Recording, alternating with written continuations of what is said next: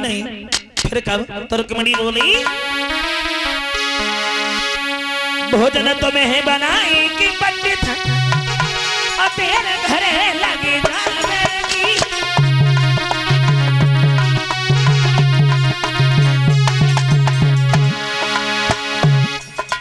तुर्कमणी बोली पंडित जी हमने अगर भोजन बनाया तो भोजन बनाने में बहुत समय लग जाएगा, कन्हैया इंतजार करते करते मंदिर से चले जाएंगे। भोजन तुम्हें बनाएंगे पंडित तेरे घरे लग जावेगी।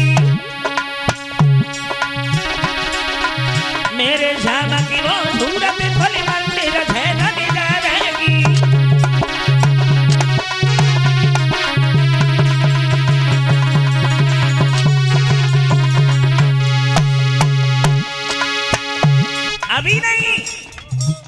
अभी नहीं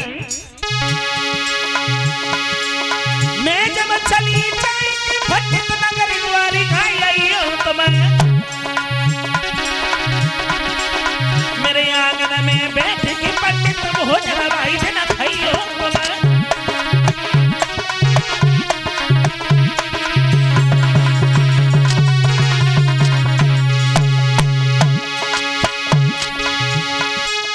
अपने हाथन से ब्राह्मण की भोजन खुद ही बनाऊंगी।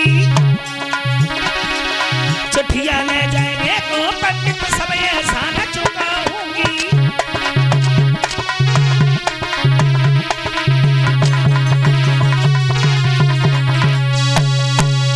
रुक्मिणी बोली पंडित जी अगर हमने भोजन बनाया तो भोजन बनाने में बहुत समय लग जाएगा और कन्हैया इंतजार करते करते मंदिर से चले जाएंगे। तुम द्वारिका में आना तब हम तुम्हें भोजन खिलाएंगे।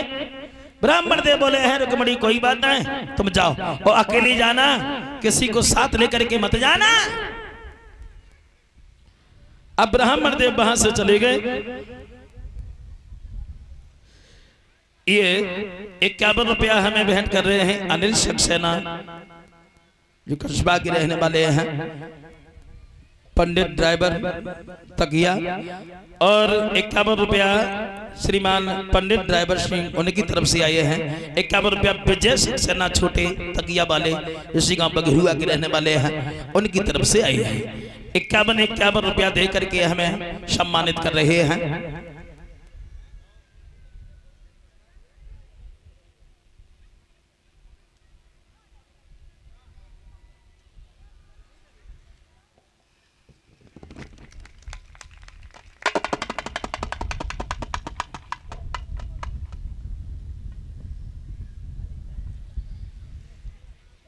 भगवत श्रोताओं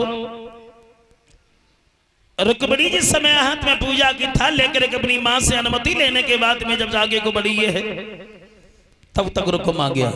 क्यों कहां जाने लगी तुम? रुक्मिणी बोली भैया मैं पूजा करने के लिए मंदिर में जा रही हूं। कहीं नहीं जाएगी? तुम्हें ये नहीं मालूम है कि बाहर बारात रुकी हुई है और तुम्हारा जाना ठीक नहीं है, हैं? रुक्मिणी बोली भैया मैं पूजा करने के बाद में अभी तुरंत लौट करके आ रही हूं।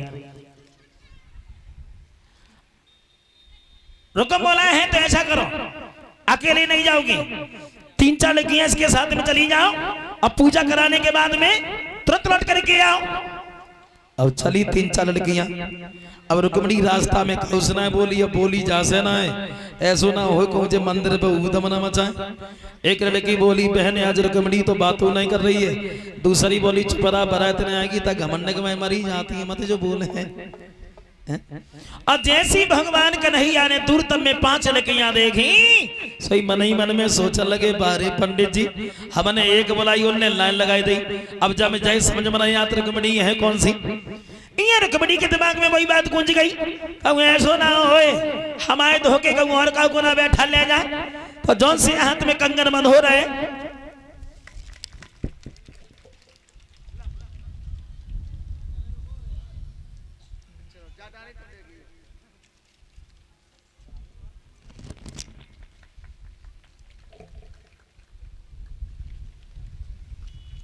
जौन से हाथ में कंगन बंद हो रहा है वही हाथ उठाए के बोली बहन ये फौज किसकी है? का ससपाल की।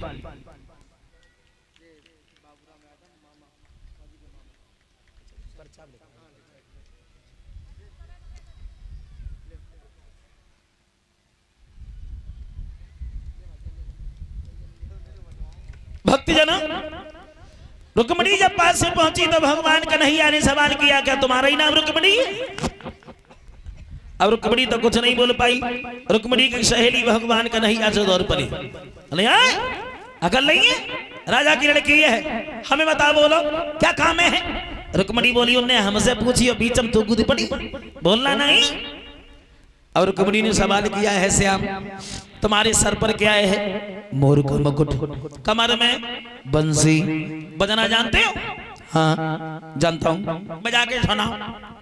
भगवान बोले है, रुक्मिणी बंसी हम आज नहीं बजाएंगे। क्यों? हमने बजाई बंसुरिया तो चारों दुश्मन ठाने सब डुडाने पसुरिया बिना मतलब काम नहीं करेंगे। रुक्मिणी बोली, अगर बंसी ना बजे तो ऐसा करो बंसी दिखाई दो। अब भगवान ने बंसी नीचे लटकाई, रुक्मिणी ने हाथ ऊपर बढ़ाया, भगवान ने बंसी कमर में घुसी, रुक्मिणी का हाथ पकड़ा, रथ में बैठा ना और धीरे धीरे लेकर के चल दिए। जो बिटरी ने रथ चंद बहु देखो, गिरती जाए बजती जाए, पछाड़ खा करके आगर में गिर पड़ी। तब तक रुकम आ गया, है लड़की रुक्मिणी कहाँ है?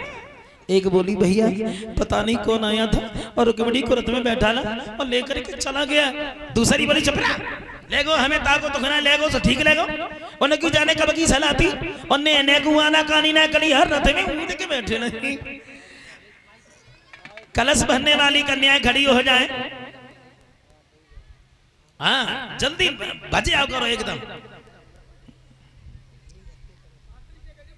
हाँ खड़ी रहे, बैठेंगे नहीं, संजा के 7 बजे लो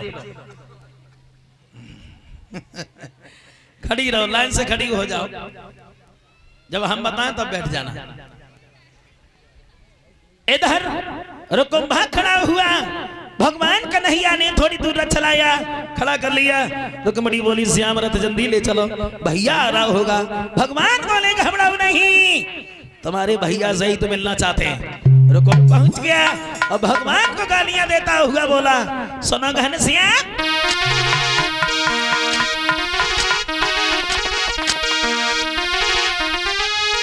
ठानो रहिए कृष्ण मुरारी रे, ठानो रहिए।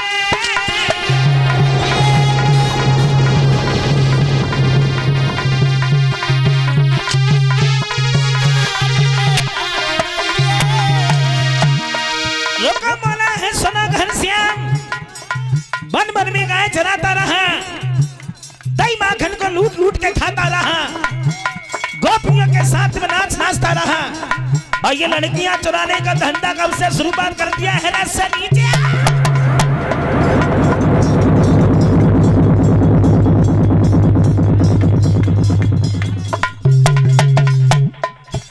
बोला है वो रुकुम,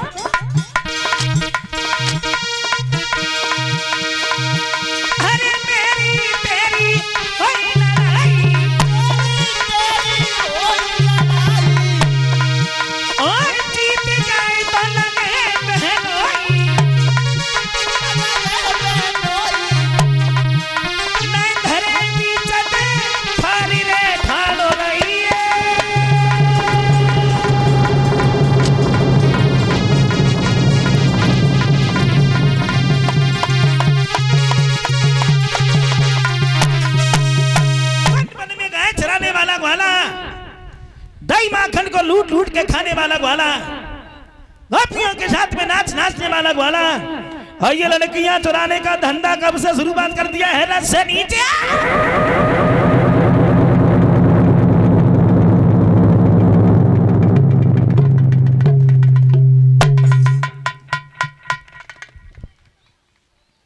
भगवान बोले हैं, रुकुम लड़ोगे क्या? बोले, लड़ने की तो बात ही है।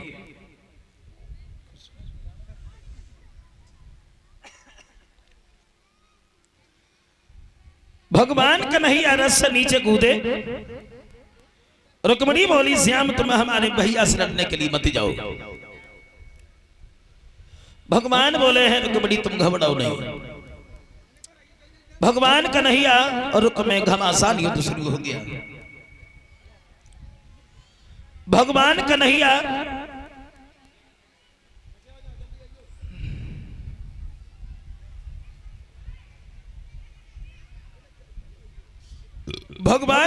रुक में घमासान युद्ध शुरू हो गया।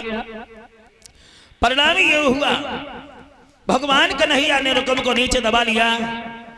जान से मारना चाहा तो रुकमणी बहा करके सामने पहुंच गई और कहा है तुम हमारे भैया को मत मारो, हमारे भैया को छोड़ दो। अगर तुमने हमारे भैया को मार दिया तो जीवन भर का कलंक ये हमारे माथे पर लग जाएगा। हमारे भैया को छोड़ दो। रुक्मणी बोली है श्याम मेरे भैया की भी करे सामरिया मोय दे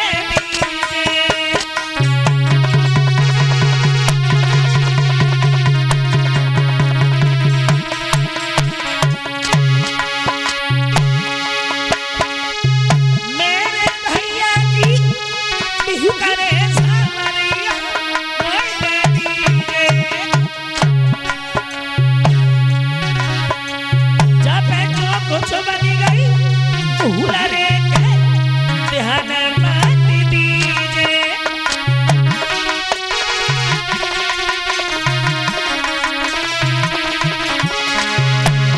हमारे भैया को मत मारो। अगर तुमने हमारे भैया को मार दिया तो जीवन भर का कलंक ये हमारे माथे पर लग जाएगा। श्याम हमारे भैया को छोड़ दो।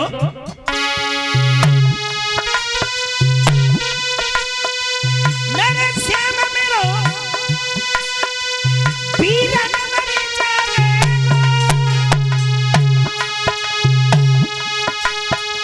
और जे कलंक पीला है माथे पे लग जावे।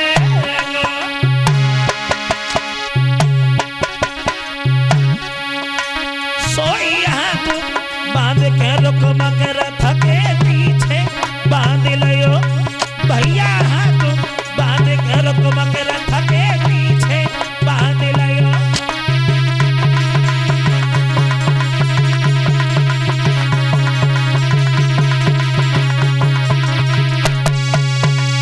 रुक्मणी बोली श्याम तुम हमारे भैया को छोड़ दो। अगर तुमने हमारे भैया को मार दिया तो जीवन भर का कलंक ये हमारे माथे पर लग जाएगा। अब भगवान कन्हैया ने रुकम को छोड़ दिया, हाथ बांध करके रथ के पीछे कस लिया। बलराम सोचने लगे हैं बहुत देर हो गई, कन्हैया अभी लौट करके नहीं आए। पता लगाते लगाते पहुंचे हैं कन्हैया के पास में। लड़की को जब रथ में बैठा हुआ देखा है, बलराम ने सवाल किया है क्यों श्याम ये लड़की किसकी उठा लाए? कन्हैया बोले भैया इस लड़की ने ही खत भेजा था। बलराम बोले क्यों, क्या नाम है तुम्हारा? बोली भैया हमारा नाम रुक्मणी है और हमारा भाई जबरदस्ती हमारी शादी अपने साले से कर रहे हैं। हम मर जाएंगे लेकिन ससपाल के साथ शादी करके हरगिज नहीं जाएंगे। बलराम बोले हैं तुम्हारा भाई तुम्हारी शादी अपने साले से? हाँ आए तुम्हारा भाई बुलाओ से। कन्हैया बोले भैया रथ के पीछे बंधे हैं साले साहब। बलराम बोले हैं श्याम तुम इस रुकम को छोड़ दो। रुकम को छोड़ दिया। रुकम भागता हुआ पहुंच गया जहां ससपाल की फौज खड़ी है। ससपाल ने सुना कि रुक्मणी का हरण हो गया। फौज लेकर के कन्हैया बलराम को चारों तरफ से घेर लिया। बलराम बोले हैं श्याम ये ससपाल की फौज हमारे लिए ज्यादा नहीं है और रुक्मणी को अकेले मैदान में छोड़ करके मत आना, तुम्हारी कोई जरूरत नहीं है। ये ससपाल की फौज हमारे लिए ज्यादा नहीं है। अब भगवान कन्हैया रुक्मणी के पास में खड़े हो गए। बलराम और ससपाल में घमासान युद्ध शुरू हो गया। परिणाम ये हुआ ससपाल की फौजें हथियार डाल डाल करके भाग खड़ी हुई। ससपाल भी मैदान को छोड़ करके भाग गया। रुकम शर्म के कारण घर पर नहीं गया। भीष्मक ने सुना है हमारी बेटी को कन्हैया ले गए तो भीष्मक बहुत प्रसन्न हुए हैं और जब प्रसन्न हुए हैं बड़े सम्मान के साथ भगवान कन्हैया रुक्मणी को बुलवाया, घर में विवाह करवाया। और जहां भगवान कन्हैया रुक्मिणी की शादी हो रही है, बड़े हंसी खुशी के साथ में लड़कियां गीत गा रही हैं, और गीत गाते गाते आंटीना हिल गया, गारी गाने लगे, गारी। अब भगवान को गाली देती वही बोले